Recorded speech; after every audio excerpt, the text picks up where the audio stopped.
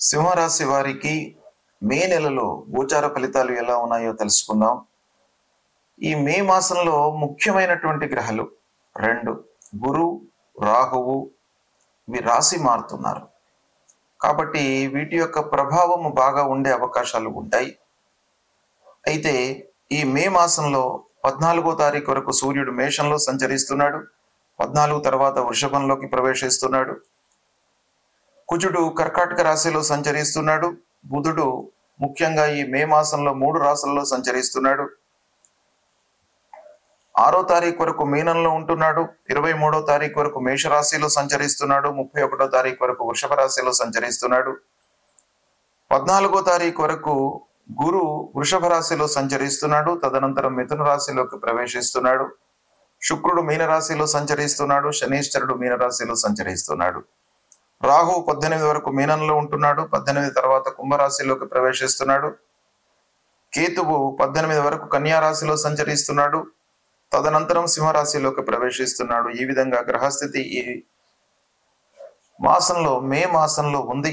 అయితే ఈ గ్రహస్థితి సింహరాశిలో పుట్టినటువంటి వాళ్లకు ఎలా ఉంది అనే విషయాన్ని మనం చూసినట్టయితే, సూర్యుడు 9, 10 స్థానాలలో సంచరిస్తున్నాడు.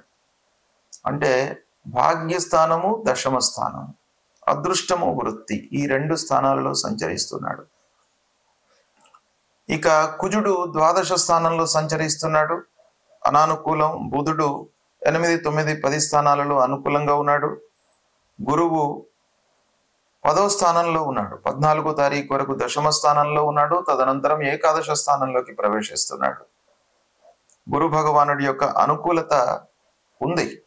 14 తర్వాత గురువు అనుకూల రాశిలోకి ప్రవేశిస్తున్నాడు.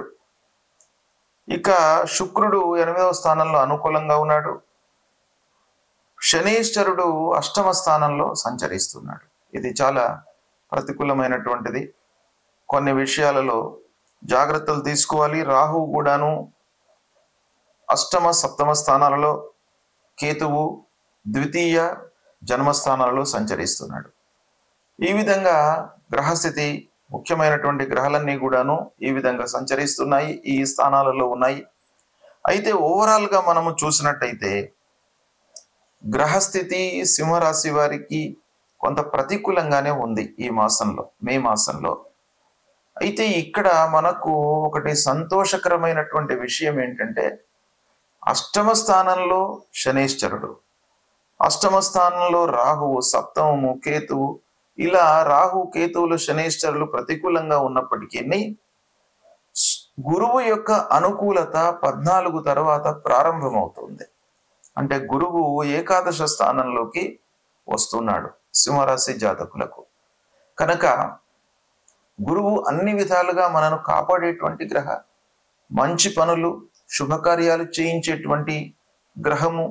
ఆ గ్రహము యొక్క కారకత్వం మూలకంగా మనకు మంచి జరిగే అవకాశాలు ఉన్నాయి.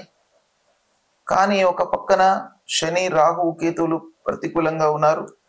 కాబట్టి కొంత ఆలోచించి మనం ముందుకు పోవలసినటువంటి స్థితి ఉంటుంది అనేటువంటి విషయం మనకు ఈ స్థితి మూలకంగా తెలుస్తుంది. అయితే ఓవరాల్ గా చూసినట్టయితే 1, 2 వారాలు ప్రతికూలంగా ఉంటాయి. 3, 4 వారాలలో కొంత మార్పు కనబడుతుంది. చేతిలో ఉన్నటువంటి వ్యాపారం అంటే ఈ మాసానికి మనము పరిమితమయ్యి చూసినట్టయితే వ్యాపారస్తులకు ఈ మాసం బాగా అనుకూలంగా ఉండే అవకాశాలు బాగా కనబడుతున్నాయి. వ్యాపారం లాభసాటిగానే కొనసాగుతుంది. రాజకీయ, ప్రభుత్వ, కోర్టు వ్యవహారాలు అనుకూలిస్తాయి. కొంత ఖర్చుతో కూడుకున్నప్పటికీ రాజకీయ పనులు, అంటే రాజకీయంలో ఉన్నటువంటి వారికి, ప్రభుత్వ పరంగా, కోర్టు వ్యవహారాలు, ఇవన్నీ కూడాను కొంత అనుకూలంగా ముందుకు కొనసాగేటువంటి అవకాశాలు బాగా ఉన్నాయి. ఇక ముఖ్యంగా ఇంటి వాతావరణము మీకు చాలా అనుకూలంగా ఉంటుంది. భార్య, పిల్లలు, కుటుంబ పెద్దలు అందరూ కూడాను మీకు అనుకూలంగా వ్యవహరిస్తారు. వాళ్ళ యొక్క సహాయ సహకారాలు మీకు బాగా అందుతాయి. ఇది ఒక రకంగా మీకు సంతృప్తికరమైనటువంటి అంశం. కళాకారులకు, సాహిత్యవేత్తలకు అందరికీ కూడాను ఈ మాసం అనుకూలంగా ఉంటుంది. కొత్త అవకాశాలు వచ్చేటువంటి అవకాశం బాగా ఉంది. అయితే ఆదాయంలో మట్టుకు ఈ మాసము కొంత హెచ్చు తగ్గులతో ముందుకు కొనసాగే అవకాశాలు ఉన్నాయి. అంటే ఆదాయంలో అస్థిరత బాగా కనబడుతుంది. కొన్ని రోజులు డబ్బు చేతిలో ఉండడము, కొన్ని రోజులు డబ్బు కొరకై మనం పరితపించడము, ఇలా పూర్తిగా నెగిటివ్ ఎఫెక్ట్ ఉండేటువంటి అవకాశాలు ఉన్నాయి. అంటే ఆర్థిక పరమైనటువంటి ఇబ్బందులు చాలా కనబడుతున్నాయి కనుక మీరు పనులు చేసేటప్పుడు చాలా విశ్వాసంతో చేయండి. అంటే శని అష్టమంలో ఉండడం మూలకంగా ముఖ్యంగా మీకు విశ్వాసం అనేటువంటిది సన్నగిల్లే అవకాశాలు బాగా ఉంటాయి. అంటే మీరు ఏ పని చేస్తున్నప్పటికీ అధైర్యం అనేటువంటిది మీకు ఆవగించేటువంటి అవకాశాలు బాగా ఉంటాయి. కాబట్టి దాన్ని దృష్టిలో పెట్టుకొని మీరు ఇంకా ఎఫర్ట్స్ పెట్టాలి. 200% ఎఫర్ట్స్ పెట్టాలి. అప్పుడు శని ప్రభావం మీకు తగ్గుతుంది. ఇక సాహసంతో పనులు చేసినప్పటికీ లాభము లేకపోవడంతో కొంత ఇబ్బందికి గురయ్యేటువంటి అవకాశాలు బాగా కనబడుతున్నాయి. స్నేహితులు బంధువర్గంతో వైషమ్యాలు, వాహనం మూలకంగా ఖర్చులు పెరిగేటువంటి అవకాశం, అనవసరమైనటువంటి రిపేర్లు, కొత్త వాహనం తీసుకున్నప్పటికీ దాని మూలకంగా ఏదో ఇబ్బందులు అలాంటివి తలెత్తేటువంటి అవకాశాలు ఉన్నాయి. ఫోర్స్డ్గా ఇంటి విషయంలో మనకు రిపేట్స్ రావడము, ఇంటిలో అనవసరమైనటువంటి ఎలక్ట్రిక్ వర్క్స్ మూలకంగా కానీ ప్లంబింగ్ వర్క్స్ మూలకంగా కానివ్వండి ఖర్చులు పెరిగిపోవడము, అంటే ఓవరాల్గా ఇంటి మరమ్మతులు చేయవలసినటువంటి స్థితి ఏర్పడుతుంది. ఈ మాసంలో డబ్బు వృధా అయ్యేటువంటి అవకాశాలు ఉన్నాయి. చేసేటువంటి వృత్తి లోపల కూడాను మీరు ఇబ్బందులను ఎదుర్కొంటారు. ముఖ్యమైనటువంటి పనులు చేసే సమయంలో డబ్బు చేతిలో ఉండకపోవడం మూలకంగా వాటిని పోస్ట్పోన్ చేసుకునేటువంటి అవకాశాలు ఎక్కువ కనబడుతున్నాయి. ఆకస్మికంగా మీకు ముందుకు వస్తాయి ఖర్చులు. ఇది చాలా మీరు జాగ్రత్తగా ఉండాలి. ఎందుకంటే ఊహించకుండా ఏవో ఖర్చులు ముందుకు వస్తాయి. ఆరోగ్యపరంగా రాకపోయినప్పటికీ వాహన మూలకంగా కానివ్వండి, కోర్టు వ్యవహారాల మూలకంగా కానివ్వండి, అన్నదమ్ముల మూలకంగా ఏదో ఖర్చులు మీరు అన్ఎక్స్పెక్టెడ్ ఎక్స్పెండిచర్ అనేటువంటిది మీకు ముందుకు వచ్చే అవకాశాలు బాగా ఉన్నాయి. తద్వారా ఏమవుతుంది, మానసికంగా మనము డబ్బు ఒక మంచి పని కొరకు పెట్టుకుంటాం, అది కాకుండా ఏదో ఒక పని ముందుకు వస్తుంది, దానికి ఖర్చు పెట్టవలసినటువంటి స్థితి ఏర్పడుతుంది. అలాంటివి ఈ శని మూలకంగా, రాహు మూలకంగా, కేతువు మూలకంగా సంభవించేటువంటి అవకాశాలు ఉన్నాయి. ఇక భార్యాభర్తల మధ్యన ముఖ్యంగా చిన్నపాటి మనస్పర్ధలు కలిగేటువంటి అవకాశాలు ఉన్నాయి. దీన్ని మీరు ఎలా రెక్టిఫై చేసుకోవాలి అని అంటే, మీరు ఎక్కువ డీప్ డిస్కషన్లోకి వెళ్ళకూడదు. భార్యాభర్తలు అయినంత మట్టుకు ఏదైనా ఒక విషయం గురించి 1-2 ముక్తసరిగా దాని గురించి మీరు డిస్కషన్ చేయాలి. అదే పనిగా ఆ విషయం గురించి మీరు డీప్ డిస్కషన్ చేసినట్టయితే మీ మధ్యన అగాధం ఏర్పడేటువంటి అవకాశాలు మెండుగా ఉన్నాయి. కనుక దీన్ని జాగ్రత్తగా చూసుకోవాలి. భార్యాభర్తలు, పిల్లలు, కుటుంబ వ్యవహారం చాలా మనకు సంతృప్తినిచ్చేటువంటి విషయం. బయట ప్రపంచంలో మనము ఎన్ని కష్టాలను, నష్టాలను ఎదుర్కొన్నప్పటికీ ఇంటి వాతావరణం మనకు అనుకూలంగా ఉన్నట్టయితే అవన్నీ కూడాను మర్చిపోయేటువంటి అవకాశాలు ఉంటాయి. కాబట్టి మీరు ముఖ్యంగా భార్య, పిల్లలు, కుటుంబ పెద్దలతో స్నేహంతో, వాత్సల్యంతో ఉండడానికై మీరు ప్రయత్నాలు చేయండి. ఈ మాసంలో ముఖ్యంగా మనకు కనబడేది ఏంటంటే ఆర్థిక పరమైనటువంటి ఇబ్బందులు, రావాల్సినటువంటి డబ్బు రాకపోవడము, తద్వారా చేతిలో డబ్బు లేకపోవడము, రుణభారం పెరిగిపోవడము, అంతకు ముందు తీసుకున్నటువంటి అప్పులను రీపే చేసేటువంటి పరిస్థితి లేకపోవడం మూలకంగా కొన్ని ఇబ్బందులను ఎదుర్కొనేటువంటి అవకాశాలు ఉన్నాయి. అయితే ఓవరాల్గా మనం చూసినట్టయితే శని, రాహు, కేతులు ప్రతికూలంగా ఉన్నారు సింహరాశి వారికి. అయితే 14 తర్వాత గురువు యొక్క అనుకూలత మీకు బాగా ఉంది. కాబట్టి కొంత శనిపరమైనటువంటి ప్రతికూలత ఫలితాలు తగ్గి ఆ గురు భగవానుడు మిమ్మల్ని అనుగ్రహించే అవకాశాలు ఉన్నాయి. కాబట్టి మీ వైపు నుంచి మీరు శ్రద్ధతో కొంత ఎఫర్ట్స్ పెట్టి పనులు చేసినట్టయితే అదృష్టం కూడాను కలిసి వస్తుంది. చేపట్టినటువంటి కార్యక్రమాలలో మీకు ఆటంకాలు ఎదురైనప్పటికీ, కొంత ఆలస్యం కలిగినప్పటికీ ఆ పనిని మీరు లాభదాయకంగా పూర్తి చేసేటువంటి అవకాశము ఆ గురుగ్రహము మీకు ఇస్తుంది. కాబట్టి మీరు ఎఫర్ట్స్ పెట్టడము, ప్రతి విషయాన్ని కూడాను కూలంకషంగా ఆలోచించి ప్రారంభించడము ఈ మాసంలో మీకు అవసరము. ఈ విధంగా మీరు చేసినట్టయితే శుభ ఫలితాలను పొందుతారు. గురు అనుగ్రహిస్తాడు. శనైశ్వరుడు ఎప్పుడైనా కూడాను మీకు అష్టమ స్థానంలో ఉన్నాడు. ఆర్థిక పరమైనటువంటి ఇబ్బందులు తప్పవు. కానీ దాన్ని మనం రెక్టిఫై చేసుకోవాలి. ఎలా? ఆ గురువు మీకు అనుకూలంగా ఉన్నాడు. మీ వైపు నుంచి మీ శక్తి సామర్థ్యాలను, మీ ఎఫర్ట్స్ని పెట్టండి. తప్పకుండా మీరు అనుకూలమైనటువంటి ఫలితాలను పొందే అవకాశాలు ఈ మాసంలో ఉన్నాయి. గ్రహస్థితి ప్రతికూలంగా ఉన్నప్పుడు మనము చేసుకోవలసినటువంటి కర్తవ్యాలు 2 మనకు శాస్త్రంలో చెప్పబడి ఉన్నాయి. ఒకటి, మనము స్వయంగా భౌతికంగా కొన్ని రెక్టిఫికేషన్స్ చేసుకోవాలి. రెండవది, భగవంతుడి యొక్క అనుగ్రహం కొరకై ఆ గ్రహాలకు సంబంధించినటువంటి పరిహారాలు చేసుకోవాలి. అందులో ముఖ్యంగా గురువు ప్రతికూలంగా సంచరిస్తున్నటువంటి సమయం లోపల గురువుకు సంబంధించినటువంటి మూల మంత్రాన్ని జపించుకోవడము, దేవానాంచ ఋషీణాంచ గురుం కాంచన సన్నిభం వందనీయం త్రిలోకానాం తన్నమామి బృహస్పతి అనేటువంటి ఈ మూల మంత్రాన్ని కనీసం ప్రతినిత్యము 16 సార్లు, ఇంకా ఎక్కువ చేసుకోగలిగితే మంచిదే, కనీసం 16 సార్లు మీరు ఈ జపాన్ని పఠించినట్టయితే ఆ గురు భగవానుడి యొక్క అనుకూలత మీకు కలుగుతుంది. ఇక అంతేకాకుండా మీరు ముఖ్యంగా ఈ జపంతో పాటుగా కొన్ని దానాలు కూడాను ఈ గురు ప్రీత్యర్థమై చేసుకోవడము మంచిది. ఏం దానాలు చేసుకోవాలి? పసుపు రంగులో ఉండేటువంటి ఒక వస్త్రం, పసుపచ్చ వస్త్రాన్ని దానంగా ఇవ్వాలి. శనిగలు ఇవి దానంగా ఇస్తూ పుష్యరాగాన్ని మీరు ధరించడానికి ప్రయత్నం చేయండి. కనక పుష్యరాగము అనేటువంటిది నవరత్నాలలో ఉంటుంది, దాన్ని ధరించండి. తర్వాత దక్షిణామూర్తి స్తోత్ర పారాయణం చేసుకోండి. దత్తాత్రేయ స్వామి దేవాలయానికి వెళ్ళండి. గురువులను సందర్శించుకోండి. గురు భక్తిని పెంచుకోవడం మూలకంగా మీకు ఈ గురు యొక్క అనుగ్రహం మీకు లభిస్తుంది. ఇక శనైశ్వరుడు ప్రతికూలంగా ఉన్నప్పుడు, శని ప్రతికూలంగా ఉన్నప్పుడు కూడాను కర్తవ్యాలు మనకు 2. కేవలము భగవంతుడి పైననే వదిలిపెట్టకుండా మానవ కర్తవ్యంగా మనం కూడాను ప్రయత్నాలు చేసుకోవాలి.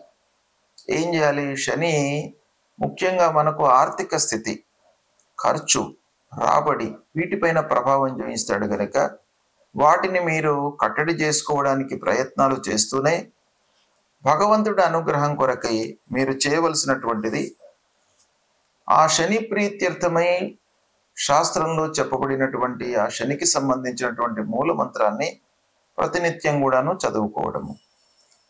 నీలాంజన సమాభాసం రవిపుత్రం యమాగ్రజం ఛాయా మార్తాండ సంభూతం తం నమామి శనైశ్చరం అనేటువంటి ఈ మూల మంత్రాన్ని 19 సార్లు నిత్యం కూడాను జపించండి. శని భగవానుడు సంతృప్తి చెందుతాడు, ఆటంకాలు రాకుండా మిమ్మల్ని కాపాడుతాడు, ఆర్థిక స్థితిని పునరుద్ధరిస్తాడు. ఇక శని ప్రీత్యర్థమై నవగ్రహ స్తోత్రాన్ని కూడాను పారాయణం చేసుకోండి. అంటే అన్ని గ్రహాలకు సంబంధించినటువంటి స్తోత్రం ఒకటి ఉంటుంది. జపా కుసుమ సంకాశం, ఇది సూర్య భగవానుడితో మొదలుకొని కేతు వరకు అన్ని శ్లోకాలు ఇందులో ఉంటాయి. 9 గ్రహాలకు సంబంధించింది. ఆ గ్రహాలన్నిట్లను కూడాను మీరు ప్రతినిత్యం కూడాను చదివినట్టయితే శని ప్రీతి చెందుతాడు. అంతేకాకుండా దానాలు మీకు శనికి ప్రధానమైనటువంటివి నల్ల వస్త్రము, నల్లటి నువ్వులు, ఒక నల్లటి ఇనుప ముక్క, ఇది దానంగా ఇవ్వండి. తర్వాత శని విగ్రహాన్ని తైలంతో అంటే నువ్వుల నూనెతో అభిషేకం చేయండి. చేసినట్టయితే శని భగవానుడి యొక్క అనుగ్రహం లభిస్తుంది.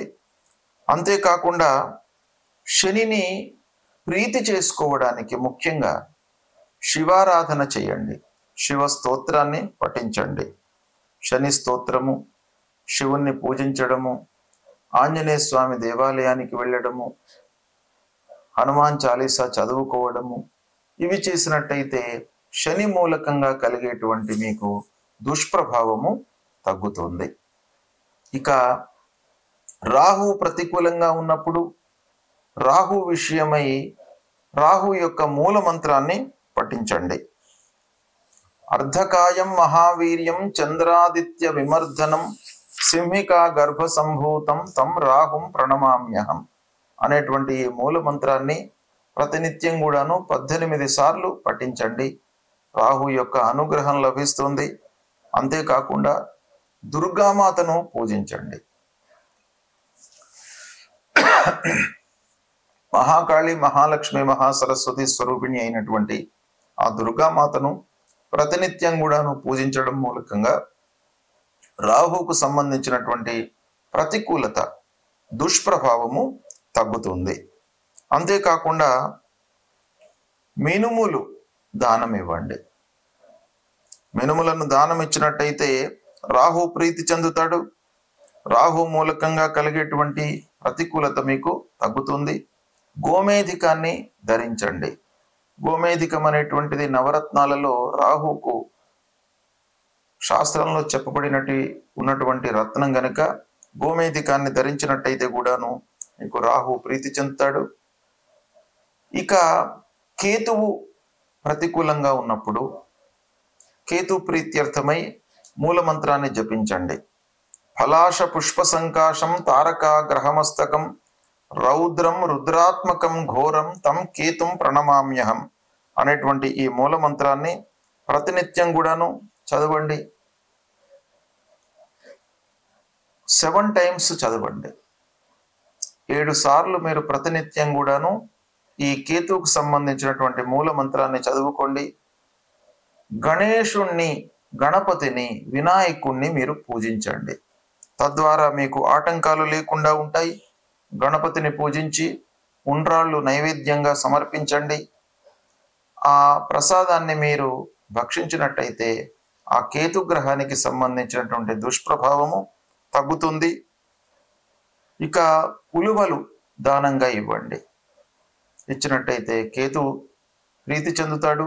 కేతు మూలకంగా కలిగేటువంటి దుష్ప్రభావము మీకు దూరం అవుతుంది. ఇక అంగారకుడు, కుజుడు ప్రధానమైనటువంటి గ్రహ. కుజుడు అర్ధాష్టమ స్థానంలో ఉన్నప్పుడు, అష్టమ స్థానంలో ఉన్నప్పుడు, దశమ స్థానంలో ఉన్నప్పుడు, ద్వాదశ స్థానంలో ఉన్నప్పుడు, ఇలాంటి కొన్ని ప్రతికూలమైనటువంటి స్థానాలలో అంగారకుడు సంచరిస్తున్నప్పుడు అంగారకుడిని ప్రీతి చేసుకోవడానికి అంగారకుడికి సంబంధించినటువంటి పరిహారాలు చేసుకోవాలి.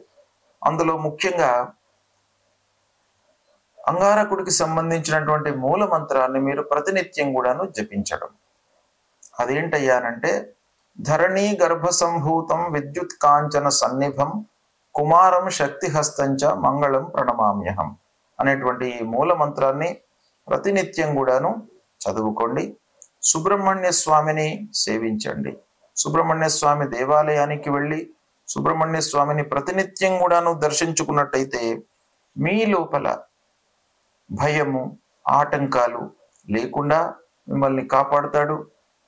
నలుగురి లోపల కూడాను మీరు ధైర్య సాహసాలతో పనులు చేసేటువంటి మనస్తత్వాన్ని మీకు కల్పిస్తాడు సుబ్రహ్మణ్య స్వామి. కనుక సుబ్రహ్మణ్య స్వామిని కొలవండి. మహాలక్ష్మి, మహాసరస్వతి, మహాకాళి స్వరూపిణి అయినటువంటి దుర్గామాతను కూడాను కొలవండి. ఎర్రటి వస్త్రము, కందులను దానంగా ఇవ్వండి. ఈ దాన ధర్మాలు చేయడం మూలకంగా మీకు తప్పకుండా అంగారకుడి యొక్క ప్రీతి కలుగుతుంది. అంగారకుడు మిమ్మల్ని కుజుడు భగవానుడు రక్షిస్తాడు. ఈ దానాలు, ధర్మాలు, తర్వాత జపము ఇవన్నీ కూడాను చేయడం మూలకంగా మీ లోపల జపం చేయడం మూలకంగా మీకు కష్టాలను ఎదుర్కొనేటువంటి ఒక ధైర్యాన్ని, సాహసాన్ని ఆ భగవంతుడు మీకు కల్పిస్తాడు. ఇక దాన ధర్మాల మూలకంగా మీకు వచ్చేటువంటి ఫలితం అనన్య సామాన్యమైనటువంటిది. మీరు ఇచ్చేటువంటి దానం చాలా కొద్ది మోతాదులోనే ఉంటుంది, కానీ దాని మూలకంగా వచ్చేటువంటి ప్రతిఫలం మాత్రము అనన్యంగా ఉంటుంది. కాబట్టి దాన ధర్మాలు తప్పకుండా చేయండి. ఎవరికైతే అవసరమో వాళ్లకు దానం ఇవ్వండి. నిస్సహాయకులకు దానం ఇవ్వండి. అంటే నీడీ పర్సన్స్కు మీరు దానం ఇవ్వండి. వస్త్రదానం చేయండి. ధాన్యము ఒకరోజు భోజనం పెట్టించండి. మీరు స్వయంగా కూడాను వాళ్ళకి ఏదైనా తినిపించండి. ఇలాంటివి చేసినట్టయితే మీకు గ్రహాలకు సంబంధించినటువంటి దుష్ప్రభావము తగ్గుతుంది. ఆ భగవంతుడి యొక్క అనుగ్రహం మీకు కలుగుతుంది. ఈ మాసంలో ముఖ్యంగా కొన్ని పండుగలు ఉన్నాయి. పండుగలు మనకు ఋషులు దర్శించి మన జీవితము సుఖమయంగా జరగడానికి పండుగలను ఏర్పాటు చేశారు. ఈ పండుగల సందర్భంలో మనము దేవతను కొలుస్తూ ఉంటాము. ఆ భగవంతుడి యొక్క అనుగ్రహం మనకు లభిస్తుంది. కనుక తప్పకుండా పండుగలను మనము ఆచరించాలి. ఆచరించి ఆ పండుగల వెనుక ఉన్నటువంటి ఇతిహాసాన్ని, ఆ రోజున చేసేటువంటి కర్తవ్యాన్ని మనం తెలుసుకోవాలి. దాన్ని ఆచరించడం మూలకంగా అన్ని రకాలుగా మనకు శుభ ఫలితాలు కలిగేటువంటి అవకాశాలు ఉంటాయి. రెండు విధాలుగా మనకు పండుగల గురించి తెలుసుకోవడంతో ఇతిహాసము, పండుగల వెనుక ఉన్నటువంటి ఒక ప్రాధాన్యత మనకు తెలుస్తుంది. తర్వాత ఆ పండుగ రోజున ఉన్నటువంటి అధిష్టాన దేవతను కొలవడం మూలకంగా మనకు గ్రహాల మూలకంగా సంభవించేటువంటి దుష్ప్రభావం కూడాను తగ్గుతుంది. కనుక ఈ మే మాసంలో ముఖ్యంగా కొన్ని పండుగలు ఉన్నాయి. వాటి గురించి అవి ఏ రోజులలో వస్తున్నాయి, వాటి యొక్క ప్రాధాన్యత, మీరు ఏం చేయాలి అనేటువంటి విషయాన్ని నేను మీకు చెప్తాను. ముందుగా 2వ తారీఖు 2 మే నాడు ఆదిశంకరాచార్యుల వారి జయంతి, రామానుజాచార్యుల వారి జయంతి వస్తుంది. ఆదిశంకరాచార్యులు అద్వైత జ్ఞానాన్ని మనకు ఇచ్చినటువంటి ప్రబోధకుడు. శంకరుని రూపంలో అవతరించినటువంటి ఒక అనన్య సామాన్య ప్రతిభా పాటవాలు కలిగినటువంటి వ్యక్తి. ఆయన యొక్క జన్మదినాన్ని మనము జరుపుకున్నట్టయితే, ఆ శంకరాచార్యుల వారి యొక్క జన్మదినం రోజున ఆ శంకరాచార్యుల వారి యొక్క విగ్రహానికి మనం పూజ చేసినట్టయితే మనకు జ్ఞానము వృద్ధి అవుతుంది. జ్ఞాన స్వరూపంలోనే మనకు భగవంతుడి రూపంలో శంకరాచార్యుల వారు అవతారం ఎత్తినారు. కాబట్టి ఆ రోజున ప్రత్యేకంగా జగద్గురు అయినటువంటి శంకరాచార్యుల వారిని మనం పూజించడం మూలకంగా విద్యార్థులకు అందరికీ కూడాను జ్ఞానం అనేటువంటిది వృద్ధి అవుతుంది. దీన్ని ఉపయోగించుకోండి. ఇక అదే రోజున రామానుజాచార్యుల వారి జయంతి కూడాను ఉంది. రామానుజాచార్యుల వారు కూడాను విశిష్టాద్వైత ప్రబోధకులు. మనకు ఎన్నో విషయాలు చెప్పినటువంటి ఒక మహానుభావుడు. వారిని తలుచుకోవడము, వారిని పూజించడం మూలకంగా మనకు ఒక నారాయణుని యొక్క స్వరూపంలో ఉన్నటువంటి ఆ రామానుజాచార్యుల వారు మనకు స్థితిని కల్పిస్తారు. అంటే మన జీవితం లోపల ఒడిదుడుకులు రాకుండా, కష్ట సుఖాలు సమపాళ్లలో ఉండేటట్టుగా మనను అనుగ్రహిస్తారు. కాబట్టి రామానుజాచార్యుల వారి యొక్క జయంతిని కూడాను మీరు జరుపుకోండి. ఇక దాని తర్వాత 10 మే రోజున శని త్రయోదశి ఉంది. శని త్రయోదశి రోజున శని మూలకంగా కలిగేటువంటి దుష్ప్రభావం నుండి మనం దూరం కావడానికి శని త్రయోదశి రోజున మీరు శివాలయానికి వెళ్ళి శంకరుణ్ణి అభిషేకం చేయండి, శంకరుణ్ణి పూజించండి, నవగ్రహాలను పూజించండి. పూజించినట్టయితే మీకు అన్ని రకాలుగా అనుగ్రహం లభిస్తుంది.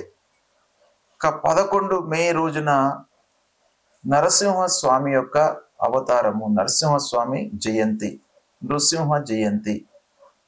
ఈ నరసింహస్వామి జయంతిని మనము జరుపుకోవడం మూలకంగా, నరసింహస్వామి దేవాలయానికి వెళ్ళి దర్శనం చేసుకోవడం మూలకంగా మీకు రుణ బాధలు తీరుతాయి.